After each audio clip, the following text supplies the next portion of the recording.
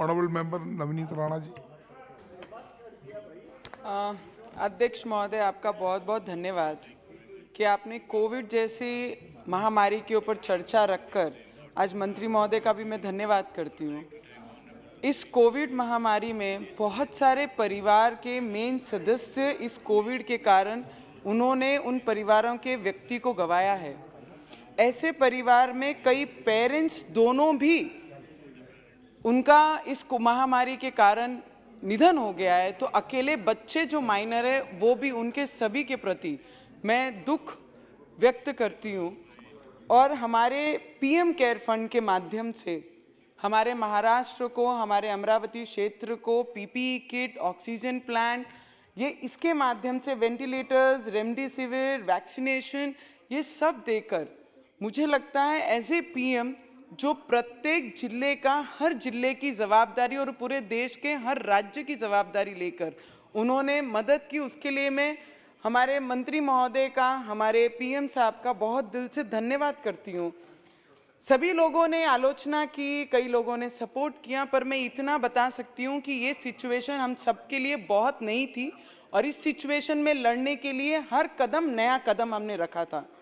Covid के दौरान देश भर में माननीय पंतप्रधान जी के द्वारा गरीब लोगों को, मजदूर लोगों को, किसान लोगों को अन्न देकर हर परिवार को ये आश्वस्त कराया कि हम आपके साथ हैं। अगर लॉकडाउन हमने किया है तो आपकी जिम्मेदारी हम लेते हैं और आपको घर बैठे इनका पूरा ध्यान हम रखते हैं। उनके लिए मैं सरकार का और हमारे प्रधानमंत्री जी का दिल से धन्यवाद करती हूँ। कोविड की दूसरी लहर महाराष्ट्र में शुरू हुई और महाराष्ट्र में मेरे डिस्ट्रिक्ट अमरावती से उसकी शुरुआत सबसे पहला हुई और उस दौरान महाराष्ट्र सरकार पूरी तरीके से दूसरी लहर को रोकने में असफल रही तथा इसे अनेक जाने गई, जिससे महाराष्ट्र सरकार ने छिपाने की भी कोशिश की। इसलिए मैं केंद्र सरकार से मांग करती हूं कि मृत्यु हुई इसके जितने भी नंबर्स हैं उस पर एक जांच बिठाए और करेक्ट नंबर्स हमारे महाराष्ट्र में कितने सही मामले में डेथ्स हुए उनकी भी लिस्ट हम लोगों के सामने आनी चाहिए। बहुत ज़रूरी है, सच ये लोगों के सामने आना चाहिए। शब्दों में वाह वाह करने से कुछ नहीं होगा।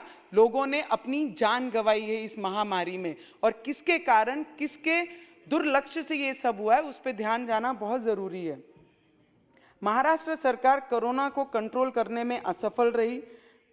माना गया कि महाराष्ट्र सरकार से बात करने की, बहुत संपर्क करने की कोशिश उस वक्त हमने की और जिसके कोई रिस्पांस महाराष्ट्र सरकार से कभी हमें नहीं आया, उसका बहुत बड़ा दुख हम लोगों का है।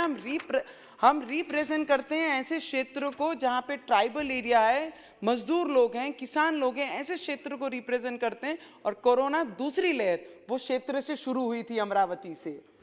और कोविड में मैं आपको महोदय, अध्यक्ष महोदय, आपको मैं बताना चाहूँगी कि ये कोरोना के पीरियड में जो 1.5 साल 1 साल हमने लॉकडाउन करके हम अपने घर में रहे, हमारे क्षेत्र में मैक्सिमम ट्राइबल लोग हैं, मजदूर हैं और किसान हैं जो रोज़मर्रा जाते हैं, मजदूरी करते हैं और खाना ला के अपने परिवार को खिलाते हैं।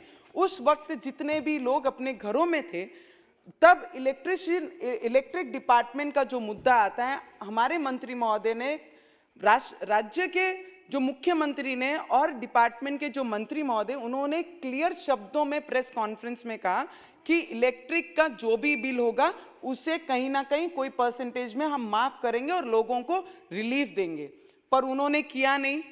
जो हमारे कृषि पंप हैं, आज भी हमारे लोग वहां पर कृषि पंपों पे जो 2 साल से कुछ काम नहीं कर रहे थे, कृषि पंप में जाकर जबरदस्ती, अगर तुम वहां पर पैसे नहीं भरते हो तो उनके कृषि पंप के कनेक्शन भी आज हमारी महाराष्ट्र गवर्नमेंट के लोग जाकर जबरदस्ती उसे काटा जा रहा है। तो मैं विनती करूंगी, कई मेरे फ्लोर लीडर, मेरे भाई मेरे से बहुत बड़े और सीनियर हैं, जो शिवसेना के फ्लोर लीडर हैं ना, उन्होंने कुछ टिप्पणियां हमारे केंद्र के ऊपर, केंद्र के सब्जेक्ट पे की है, उस पर जरूर बोलना चाहूंगी मैं। कोविड के कारण पूरे महाराष्ट्र के अंदर अनेक जो व्यापारी थे, बिजनेस थे, बहुत सारे लॉसेस हुए। तो उसमें मैं केंद्र से भी विनती करना चाहूंगी, जिनके ऐसे शटडाउन हुए हैं बिजनेस, जिनके क्लोज हुए हैं, उनको भी रीओपन करने के लिए क्या फैसिलिटी केंद्र से दी जा सकती है, उस पर भी हमने मदद करनी चाहिए। अमरावती जिले में कोविड के समय बहुत सारी मंत्री महोदय, मंत्री जी आप यहाँ पर हैं, तो 100 करोड़ का आंकड़ा ऐसा दिया कि इसमें एक्सपेंस उनका खर्च हुआ है कोविड के दौरान।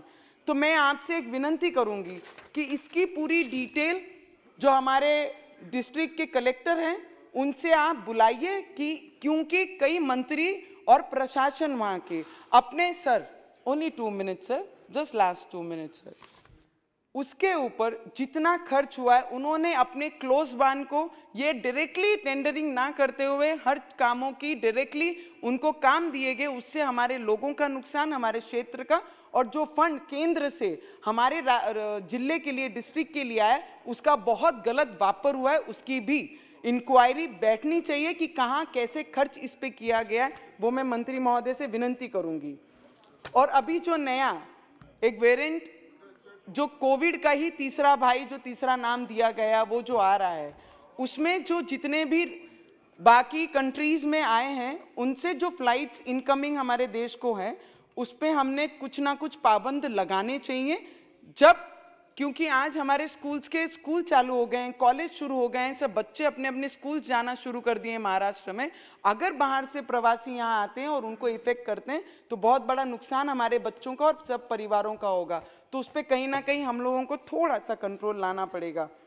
और जितने भी डॉक्टर्स हैं, वार्ड इंचार्ज थे, साफ सफाई कर्मी थे, हमारे आशा वर्कर्स थी, और जितनी भी सिस्टर्स और ब्रदर्स काम कर रहे थे, मैं आपको बताना चाहूंगी मंत्री महोदय, अध्यक्ष महोदय, आपके माध्यम से, कि इन लोगों को कोविड में इनको कॉन्ट्रैक्ट बेस पर इस्तेमाल किया गया हमारे महाराष्ट्र में, और एज सून एज जैसे ही कोविड समाप्त होते दिखा, इनको यूज एंड थ्रो करके उस डिपार्टमेंट से बाहर फेंका गया। तो मैं आपके माध्यम से विनती करूंगी, अध्यक्ष महोदय, last 1 line, only last lines, last 1 minute, तो उनको उठा के फेंका गया। तो उसके लिए आपसे मैं विनती करूंगी कि उन्हें परमानेंट करके उन्हें आगे स्ट्रांग की, क्योंकि अपनी जान पर खेल के इन लोगों ने हमारी मदद की है, हमारे देश को सेवा दी है अपनी जान पर खेल के, और इन लोगों को यूज एंड थ्रो करके हम नहीं फेंक सकते। उस पर हमने बोलना चाहिए।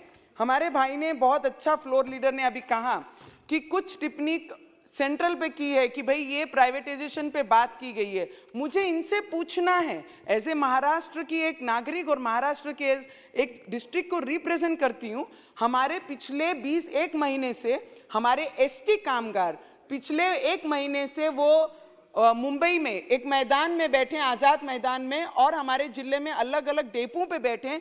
ये पूरे देश भर के प्राइवेटाइजेशन के बारे में बात कर रहे हैं। पहले आपने ये बताना चाहिए कि महाराष्ट्र में जो एसटी कामगार इतने दिनों से और 50 लोगों ने जान दे दिए, उनके ऊपर क्या कर रहे हैं। आप देश की चर्चा ना करते, मेरे मराठी भाई बहन जो रोड पे बैठे हैं एसटी कामगार, उन पे हमने बात जरूर करनी चाहिए। ये मैं आपसे विनती करूंगी। Yes. Sir, last Honorable line. Member Rampreet Mandal. Last line. Sit down. की Please बढ़ोतरी उनके सैलरी Sir, में, मैं आपको, अध्यक्ष महोदय, Navani ji, please conclude. अध्यक्ष महोदय, लास्ट Yes, लाइन। yes. अध्यक्ष महोदय, ये please, बता please. रहे हैं कि जो 5000 बढ़ाए हैं, उनके कंपैरिजन में 20 जो मुंबई में चलती है, उनके 40,000 रुपए सैलरीज हैं, और ये लोग जो 18 साल से, उनकी 18,000 रुपए सैलरी है। तो कंपैरिजन कहीं ना कहीं होना चाहिए। मैं सिर्फ मंत्री मंडल महोदय जी। से यही विनती करूंगी कि जिस तरीके से वैक्सीनेशन हम कर रहे हैं, वैक्सीनेशन के लिए हमारी भी जवाबदारी बनती है। जो वैक्सीनेशन पे टीका टिप्पणी कर रहे हैं, हम अपने क्षेत्र Thank में you, वीडियो, नवनीत जी। हम अपने क्षेत्र में वैक्सीनेशन के लिए अपने तरीके Thank से you. हम उसे पब्लिश कर रहे हैं कि वैक्सीनेशन लेना बहुत जरूरी है। जब एक डोज लिया, दूसरे Please डोज के conclude, लिए please जब conclude. Mr. Mandal, Covid please. खत्म होने लगा, You तब, start. धन्यवाद। Thank you. सभापति Thank you. महोदय।